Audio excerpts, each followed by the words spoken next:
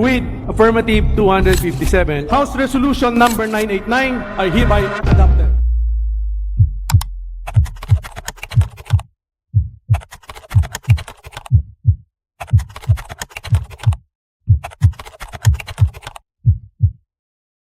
Sa Part 1, nalaman natin kung ano ang impeachment.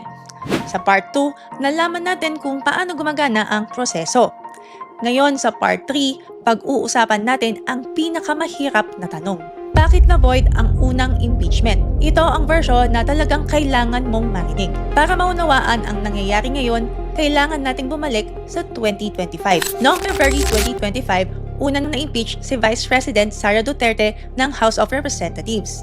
215 members ang bumoto, mahigit 2/3 ng House. Ang kaso ay napunta sa Senado para sa trial. Pero bago pa man magsimula ng maayos ang trial, ang Korte Suprema ay nag-intervene. At noong July 25, 2025, ang Korte Suprema ay nagdesisyon ng 13-0. Unanimous ng unang impeachment ay unconstitutional. Bakit? Dahil sa tinatawag na one-year bar rule.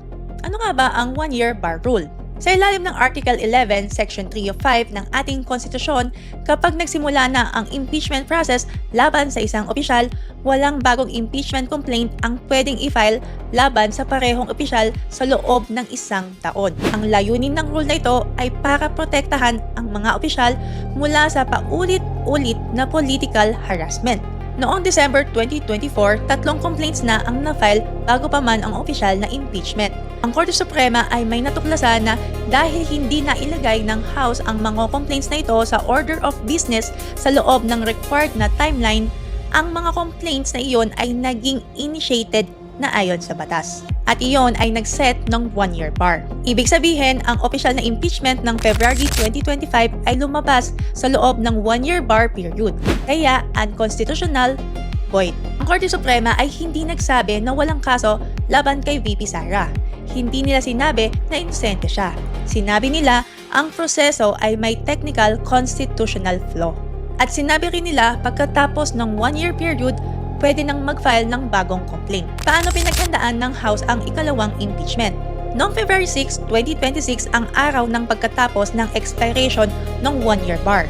Nagsimula agad ang bagong complaints. At ngayon, ang House ay mas maingat na sinunod ang lahat ng constitutional requirements. Ang mga complaints ay na-file at na-process sa tamang paraan. Ang Committee on Justice ay nagsagawa ng mahabang hearings na may mga witnesses at dokumento. Ang House ay bumoto ng malinaw na 257 votes, 53 ang committee. Ang layunin, tiyakin na hindi maaaring i-void ng Korte Suprema ang pangalawang impeachment. Anong susunod? Ang Senate trial. Ngayon, ang Articles of Impeachment ay itatransmit sa Senado. At ang Constitution ay malinaw sa isang bagay. Kapag natanggap ng Senado ang Articles of Impeachment, ang Senate trial ay dapat magsimula forthwith, agad.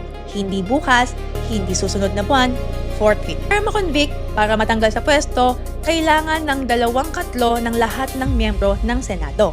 Sa 24 na senador, kailangan ng 16 na boto para makonvict. At katulad ng laging sinasabi ko, ang impeachment ng House ay hindi conviction. Ang House ay nagsabi may sapat na dahilan para sa trial. Ang Senado ang magsasabi guilty or not guilty. At ang katotohanan, iyon ang dapat lumabas sa tamang proseso. 3 bagay na dapat malaman ng bawat Pilipino.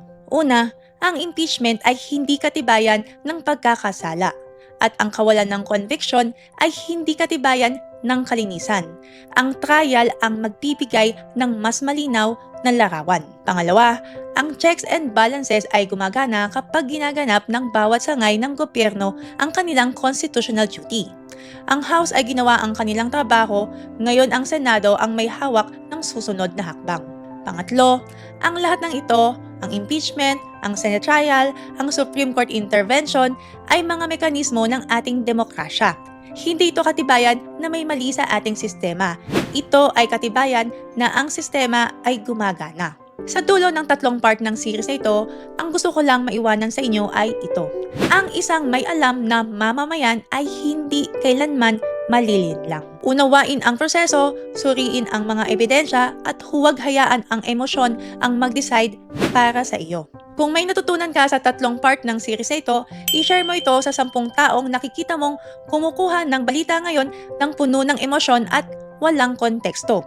Hindi ito para palitan ang kanilang paniniwala, para bigyan sila ng tamang pundasyon para mag-isip ng malinaw. I-follow mo ako para sa mas maraming civic education na ganito.